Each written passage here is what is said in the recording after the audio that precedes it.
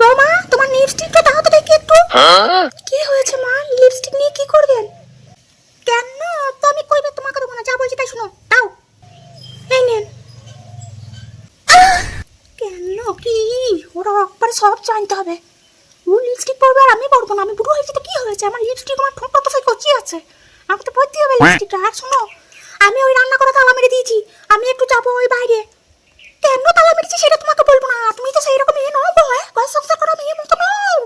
রান্নাঘরে তালা মেরে দিয়েছেন, তাকে তাক মেরে মেরে আসুন আসুন আসুন করে চা খাওয়াবে, জল খাওয়াবে, লেবু শরবত খাওয়াবে, কোল্ড ড্রিঙ্কস খাওয়াবে, বলি ওগুলো কোথা থেকে আসে?